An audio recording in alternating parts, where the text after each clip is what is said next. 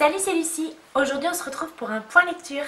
Je suis super à la bourre, j'ai beaucoup plus lu que filmé dernièrement, mais je te présente quand même que 3 livres qui j'espère ne sont pas trop loin dans ma mémoire. Je me donne également un petit défi personnel qui est de réduire un petit peu la durée de mes vidéos. J'aimerais bien que ces 3 lectures passent en 12 minutes. Ceci explique donc cela. Soyons clairs, si je dépasse, il se passe rien en fait. C'est juste pour voir, voilà, c'est le petit challenge personnel. Ok, c'est parti, on y va tout de suite. J'ai lu dernièrement Nos âmes jumelles de Samantha Bailly, édité chez Rajo. Dans ce livre, on rencontre 2 adolescentes, Sonia et Lou. Sonia, elle écrit, Lou, elle dessine. Et malgré qu'elles ne se connaissent pas, qu'elles ne vivent pas dans la même ville et qu'elles n'ont pas du tout la même vie, elles vont se rencontrer via un forum où elles vont tout simplement collaborer sur un projet commun. Ce livre nous raconte donc la vie un petit peu de chacune, leur rencontre, voilà, et leur évolution dans cette tranche de vie que Samantha Bailly nous présente. Ce livre est vraiment basé sur l'adolescence et en ça j'ai été un petit peu surprise, bizarrement. Je ne m'attendais pas à ce que les personnages soient si jeunes et par conséquent, voilà, je t'avoue que j'ai pas été déçue, mais je ne m'attendais pas à ça. Et du coup, j'ai pas réussi à me dire bon bah allez c'est pas grave, c'est ça, Lucie t'avais qu'à mieux te renseigner. Non, je me suis toujours dit ah oui quand même, ah, elles sont un peu jeunes, oh là là, elles sont un peu jeunes, ah, je m'entendais pas à ça et tout. Donc voilà, pour moi ça a été une agréable lecture, mais une petite déception quand même. Le livre lui-même est découpé autour d'un cycle scolaire, c'est-à-dire que ça commence en septembre et comme ça le livre se décline sur toute l'année scolaire et se termine en juillet. On y voit l'évolution de leur relation et l'évolution de chacune dans leur sphère familiale, amicale et scolaire. J'ai d'abord trouvé que les personnages étaient un poil cliché entre Lou, la sombre et mystérieuse fille qui passe son temps au fond de la classe à gribouiller sur un carnet, et Lou et Sonia beaucoup plus solaire, beaucoup plus populaire, qui elle écrit. Et finalement, au fur et à mesure du récit, je me suis dit que les codes étaient quand même pas si clichés que ça, et que cette fille si solaire avait quand même sa part de mal-être, et que cette fille si sombre, en tout cas si réservée, si dans son coin, n'était pas que ça. Et surtout, je me suis rendu compte que finalement, les adolescents, désolée s'il y en a qui regardent cette vidéo, mais sont un peu clichés et on peut pas leur en vouloir. J'ai été cliché moi aussi, je le suis peut-être encore un petit peu.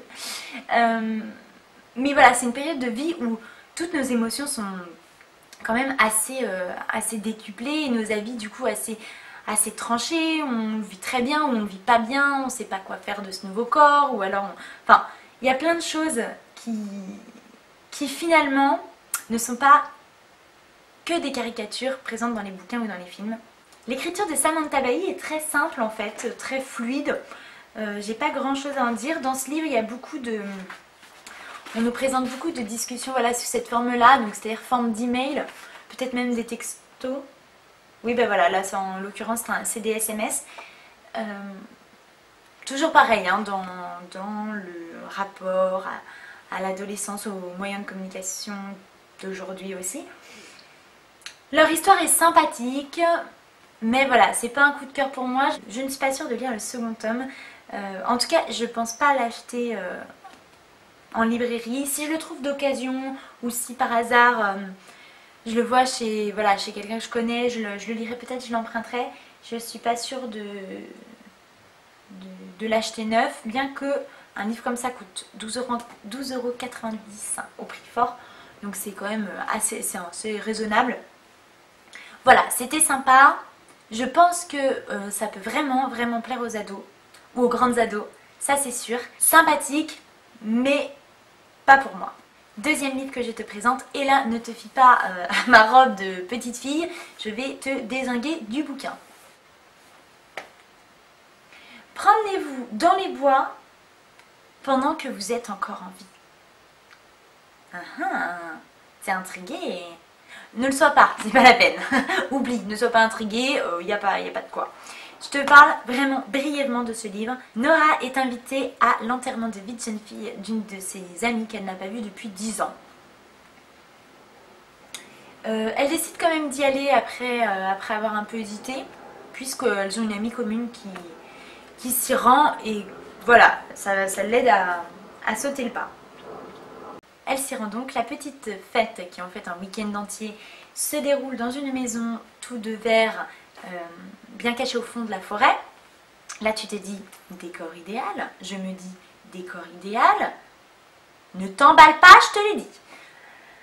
Et à partir de là, bon, il se passe, tu vois, une petite intrigue qui se met en place. C'est un thriller, donc voilà. Le livre commence super bien, c'est-à-dire que à la première page, au prologue, au premier chapitre, je ne sais plus comment ça se découpe, on a le narrateur, puisque c'est écrit à la première personne, qui est en train de courir, de s'enfuir dans les bois, elle sait qu'elle ne doit pas s'arrêter de courir, sinon elle meurt. Tu vois, c'était direct dans l'action, c'est oppressant, tu te dis oh là là, mon Dieu, je vais passer un super moment.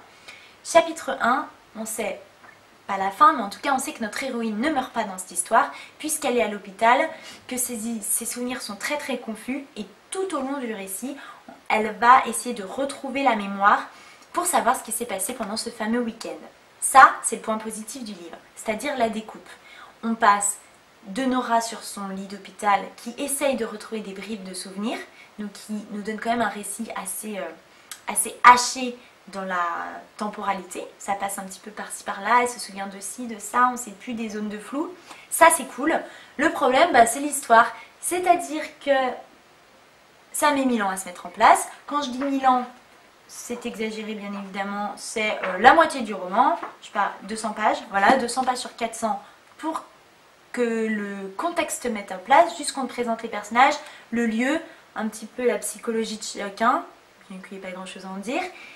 Et l'autre moitié, ah ça y est, on rentre dans le vif du sujet, il se passe un truc un peu moyen et on devine très vite la fin.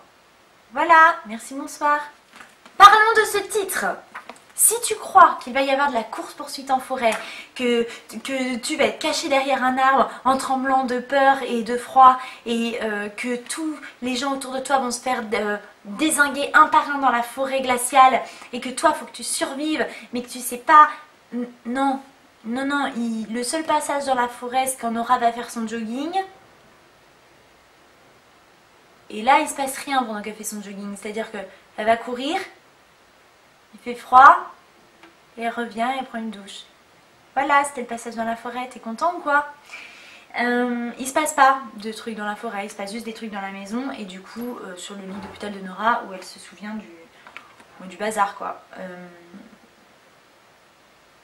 Ça finit comme tu l'imagines, enfin comme tu l'imagines arriver au milieu du roman. Les personnages ne sont pas intéressants, ils sont des clichés. Mais vraiment, je veux dire, même pas un petit peu de subtilité, pas du tout. À la rigueur, il n'y a que Nina, la pote du personnage principal, qui est sympa parce qu'elle est assez un peu rock'n'roll dans sa façon de penser, mais ça s'arrête là. Voilà, ça coûte 20,90 €. 20,90 € pour lire un truc qui ne se passe pas du tout dans les bois. Ce titre, bordel de... Excusez-moi d'être aussi vulgaire, est une vaste fumisterie. Ce n'est pas du tout révélateur de ce qu'il y a dans ce bouquin. Sinon ça se serait appelé achetez ce livre si vous voulez vous faire entuber. Le dernier livre que je te présente, c'est L'Alchimiste de Paulo Coelho. Je ne sais pas ce que j'ai fait de mon bouquin, et par conséquent je ne sais pas ce que j'ai fait des notes que j'avais prises pour t'en parler. Donc on va se fier à mes vagues souvenirs. On y rencontre Santiago, qui est un jeune berger andalou qui, pendant ce très court roman, va partir à la recherche d'un trésor enfoui au pied des pyramides, parce qu'il a rencontré une prêtresse, un mage, je ne sais plus qui, dans un village voisin, enfin dans un village qu'il traverse avec ses moutons, qui lui dit que c'est la quête de sa vie. Bon, C'est un roman qui se veut un petit peu philosophique, qui est assez poétique dans l'écriture et qui, en plus de te faire voyager dans des paysages extraordinaires, celui notamment du désert, est censé te faire un petit voyage intérieur et bien sûr la quête de ces trésors est une métaphore d'une quête spirituelle. Bon, j'ai plutôt bien aimé ce que le livre a voulu dire, mais j'ai eu quelques problèmes avec comment il l'a dit et la conclusion. Comment il l'a dit, c'est-à-dire que la narration m'a un petit peu posé problème. Je te l'ai dit, c'est très très court et pourtant le livre se déroule sur une très longue période. Le problème, c'est que j'ai plus mes références, des mois, des années, peut-être des années, je pense. Toujours est-il que j'ai eu du mal justement, et la preuve en est, mes souvenirs sont trop flous, à comprendre la temporalité. C'est-à-dire qu'à un moment, le personnage principal fait beaucoup de rencontres et je n'arrivais pas à comprendre si ces rencontres étaient de quelques jours ou de quelques mois. Ce qui est problématique. Ce qui est problématique pour ma compréhension globale de l'histoire. Du coup, ça s'est pas très bien ancré dans ma tête et par conséquent, on peut dire que ça n'a pas été une excellente lecture. Il y a plein de thèmes abordés dans ce livre, notamment sur la spiritualité, sur les croyances religieuses, et je trouve ça plutôt bien fait. T'es obligé d'y penser un peu et de te positionner face à tout ça. J'ai beaucoup aimé cette histoire de signes que le destin, ou que Dieu, ou que la terre, ou peu importe, que tu crois sur ta route. Je crois aux signes, et je crois aux signes personnellement parce que je crois au fait de savoir regarder autour de soi. Et c'est surtout ça qui me parle dans ce livre. C'est voilà, pas passer sa vie comme ça, ouvrir un petit peu le regard, ouvrir un petit peu les oreilles et être imperméable au monde. Ça, c'est quelque chose qui me parle. Après, on sent que ce thème a voulu être, toucher un large public. Et je pense que ça peut toucher un large public. Ce livre est facile à lire, facile à comprendre. Mais parfois, j'ai trouvé ça, du coup, un tout petit peu trop vulgarisé. Et ça en perdait un petit peu de profondeur. Le fait de simplifier la forme, ça a aussi, du coup, rendu un peu fade le fond. Je suis un petit peu mitigée, mais vraiment ma plus grosse critique, le point que j'ai le moins aimé pour ce livre, c'est clairement la fin. C'est-à-dire que, bon, il arrive à la fin de sa quête, je ne te dis pas si il aboutit là où il voulait aller ou pas, peu importe. Il arrive à cette fin et ça aurait pu s'arrêter là, puisque tout le livre te parle du voyage, du fait de traverser la vie, de comment traverser la vie et pas forcément être fixé sur un objectif final. Et en fait, du coup, il n'y a pas... Alors, c'est pas sous forme d'épilogue. Non, j'ai pas le livre. Je regarde autour de moi, mais je n'ai pas le livre. Alors, c'est pas sous forme d'épilogue. Ou est-ce que c'est un épilogue ou est-ce que c'est les derniers chapitres? Je ne sais pas. Je trouve que la fin aurait pu être coupée plus tôt. C'est-à-dire que je pense que les derniers passages du livre sont, en plus d'être superflus, sont un petit peu incohérents avec toute la démarche précédente. Je suis contente de l'avoir lu parce qu'il faisait partie vraiment de ces livres que je voulais lire dans ma vie et que je n'avais pas encore lu. Donc je suis vraiment contente... Oula, mon bouton il se casse la gueule. Hop. Donc je suis vraiment contente de l'avoir lu puisque c'est quelque chose que je souhaitais faire. Mais comme tu le vois, c'est déjà en train de s'effacer dans mon esprit et par conséquent, c'est clairement, ça veut dire que ça ne fera pas partie de ces livres qui changent ta vie et que, voilà, que tu relis comme ça au fil des ans. Pas du tout, je l'ai lu une fois, je ne pense pas que je le relirai. Voilà, pour moi, c'était un petit peu mitigé. Je ne sais pas combien est le chrono après montage, j'espère que je suis en dessous des 12 minutes.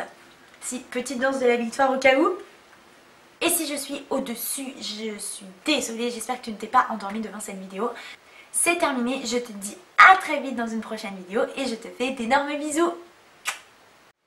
Salut, c'est Lucie. Aujourd'hui, on se retrouve. Acheter un livre par mois, c'est la règle que je me suis fixée, je te l'ai déjà dit. Vraiment, normalement, je n'achète pas autant de livres. Vraiment.